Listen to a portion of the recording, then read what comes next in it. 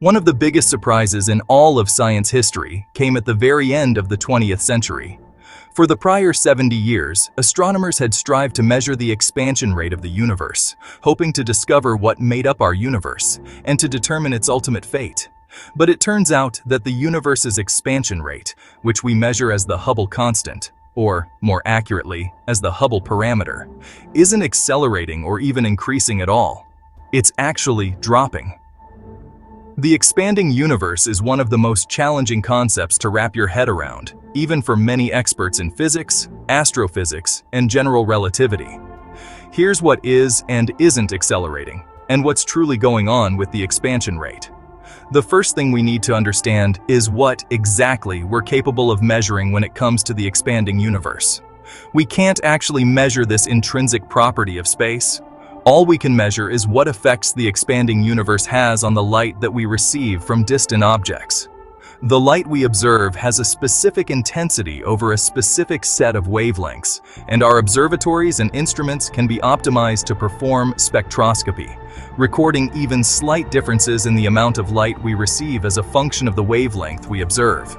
We measure the light we receive, and it's up to us to do so as precisely and accurately as possible, because we know the properties of the atoms and ions that make up light-emitting, and for that matter, light-absorbing objects, including the specific quantum transitions that occur within those bound states. We can determine how severely that observed light is shifted from the rest frame in which it was emitted. When an electron in a hydrogen atom, for example, drops from the first excited state down to the ground state, it emits an ultraviolet photon of precisely 121.5 nanometers. But for almost every object that we observe that contains hydrogen in an excited state, we don't see an emission or absorption line at 121.5 nanometers at all. The feature exists, and in the rest frame of those hydrogen atoms themselves, the light is emitted at precisely 121.5 nanometers, as the laws of physics do not change from place to place or moment to moment.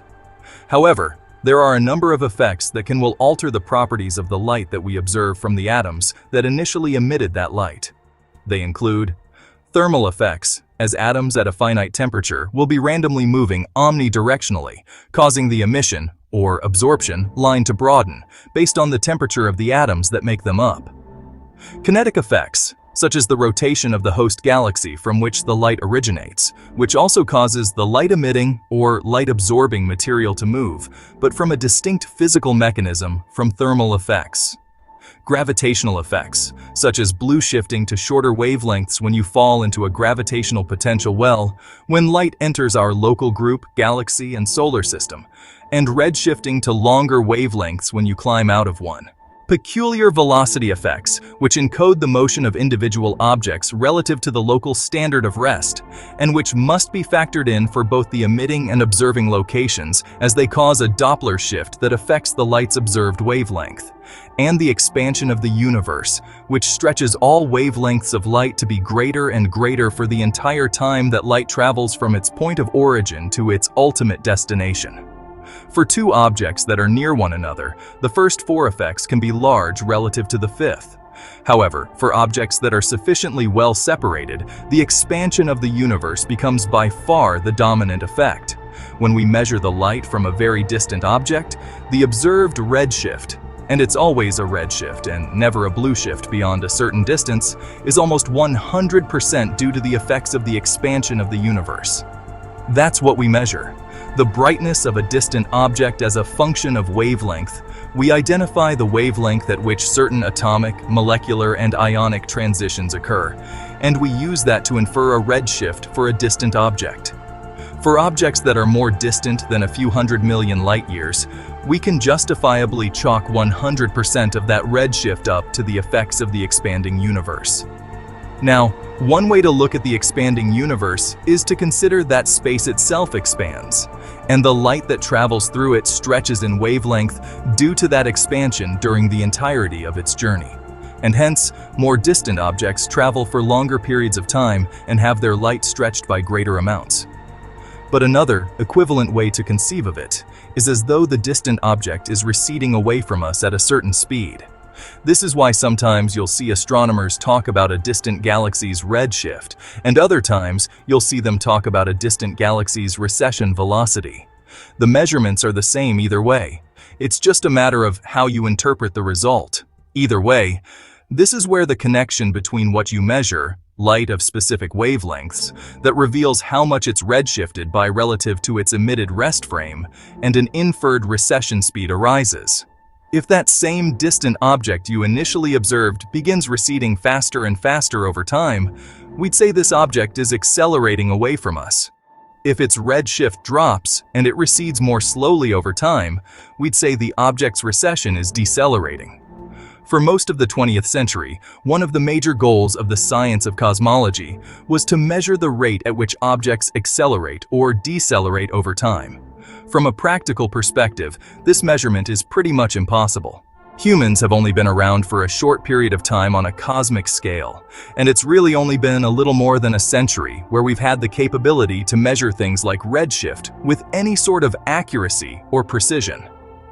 In order to measure how an object's redshift, or recession speed, changes with time, you realistically need to measure it at multiple points in time, separated by hundreds of millions of years or more. Given the longevity of our species, that simply isn't possible. But there's a very clever way around this. There are a few things that we know with a very strong degree of confidence. We know that general relativity works extremely well as the gravitational rules our universe plays by. We know that the universe, on the largest of cosmic scales, is the same at every location and in all directions. We know that the universe is expanding, and we know that light always travels at the same speed, the speed of light in a vacuum, from the moment it's emitted until the moment it's received and absorbed. Armed with only those pieces of knowledge, we can make up for the fact that we can only see a single snapshot of our cosmic history. Instead of measuring how a single object's redshift, or recession velocity, evolves over time, and using those measurements to determine whether those objects are accelerating or decelerating in their motion away from us, there's a trick we can leverage. If we can gather enough objects at a variety of distances in the expanding universe, we can use the fact that all of the light is arriving right now. But light from each individual object has been traveling through the expanding universe for different amounts of time. With enough objects at enough different distances, we can reconstruct both what the universe is made out of and, because we know the physics of how energy density relates to the expansion rate. The expansion rate is always proportional to the square root of the total energy density. How it's expanded over the entirety of its cosmic history. We've done that quite exquisitely and determined that the universe today is made of about 0.01% radiation, which dilutes as the fourth power of the size scale of the visible universe, about 4.99% normal, atomic plus neutrino-based matter, which dilutes as the third power of the size scale of the universe, about 27% dark matter, which also dilutes as the third power of the size scale of the universe, and about 68% dark energy, which doesn't dilute, but rather maintains a constant energy density. Over time, the universe expands. A region of space that takes up a certain volume today will, tomorrow, expand to take up a larger amount of volume. The matter and radiation within it has a constant number of particles, but as the volume increases, the density drops. Dark energy is different though. It has a constant energy density, so even as the volume increases and the universe expands, its density doesn't drop. Because the expansion rate is always proportional to the square root of the total energy density from all the different components combined, a universe made solely of radiation, normal matter, and dark matter will eventually see its expansion rate drop to zero, and that corresponds to a distant galaxy, over time, receding from us slower and slower, and we'd also see its redshift decreasing with time. But in a universe that also has dark energy, our universe, even as the radiation, normal matter, and dark matter densities drop to zero, the dark energy density will always maintain that same constant value. Because the square root of a constant is still a constant, that means the expansion rate won't drop to zero, but rather will only drop to some finite positive greater than zero value.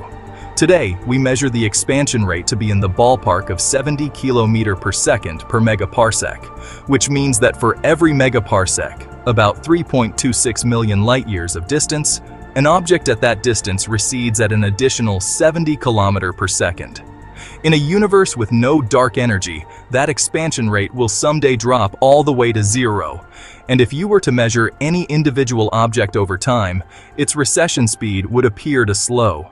But in our universe with dark energy, the expansion rate will only drop to a minimum of somewhere between 45 and 50 km per second per megaparsec.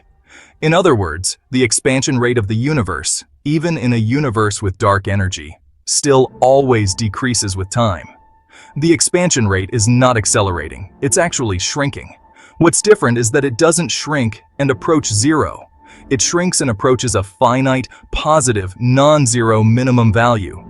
Even though the expansion rate, also known as the Hubble constant parameter, still decreases, for the past 6 billion years, it's been decreasing at a slow enough rate that as the volume of the universe grows, these same distant objects now appear to recede away from us faster and faster.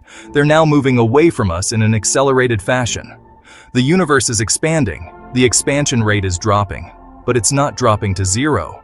It's in the process of asymptoting to a final value that's only about 30% lower than its current value today.